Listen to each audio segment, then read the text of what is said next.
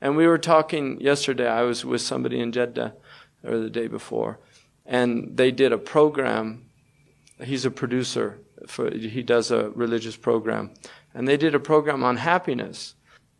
You know, he was talking about what makes people happy. And he asked me about that concept, sa'ada. And I told him, you know, that in the Islamic tradition, happiness is not a state. It's not something you can be in. Like, you can't be happy. You can feel happy, but you can't be happy at any point in your life. That happiness is the sum total of your life. It's the result of your life.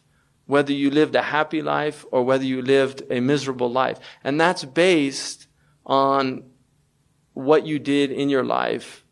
According to the Greeks, it was about virtue, living what they called arete, which was a life of excellence.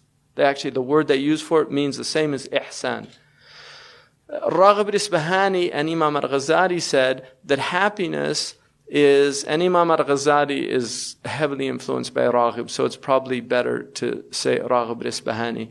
Raghib al-Isfahani, who was a great ethicist, he was a mufassir, he was many things. He was one of these great ulama of Islam. But he said that the whole purpose of life is happiness. There's no other purpose. The purpose of life is sa'ada. And sa'ada, happiness, unlike anything else in life, is an end, not a means. Everything else is a means. If you ask people what they want, you know, average people that haven't thought about things deeply, if you just say, what do you want out of life? Well, I want to have a family. I want to be successful. I want to get a degree. I want to make lots of money. Whatever. I mean, they give you lots of different reasons. But if you ask people, and then you begin to probe that, why do you want money? Well, it enables me to be free. You know, I can do things that you can't do without money. Why do you want to be able to do things? And if you keep probing, the end result is always happiness. Because they want to be happy.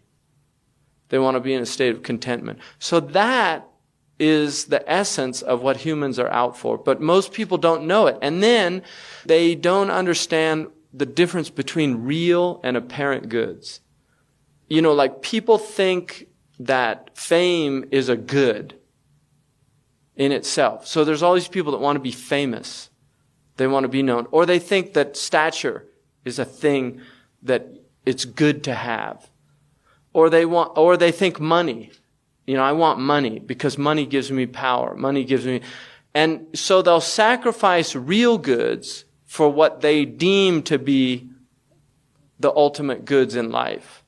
And that's why people sacrifice their families. You know, families break up over inheritance. Because money to them is more important than the family. But the real good is the family, because you can have all the money you want, but if you don't have family, you're deprived of one of the most essential goods in life, which is that support system that Allah subhanahu wa ta'ala gave humans. I mean, family is at the root of what life is about. And many, many other examples of that. So this is one of the real problems with humans, is that they don't know what they want. And what they think they want, if you probe them, they want it for the same reason that other people want other things. It's really amazing if you think about it. People want different things, but if you really probe them, it's because they want the same thing, which is sa'ada. And then what Revelation does is it turns it on its head, that there's no sa'ada in the dunya. You can't get it, because no matter what you have, you can lose it. And that's that state of just knowing that if you're in good health right now, you can drop dead. You know, we were just on a 10-hour flight.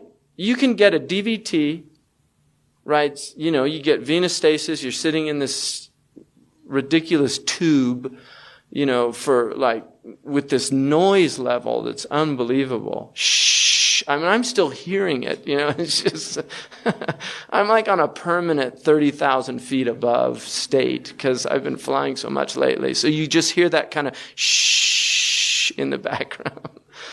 But you have that deep vein thrombosis. People die, like Olympic athlete died on an airplane, just in perfect condition of health. But he got this problem. If you don't drink enough, you don't walk during the flight. But even if you do that, you can still get the problem. You know, you take the precautions. But Imam Ali, radiallahu anhu, in a tradition said, and this is called marfu', even though it has hukm al-rafa'.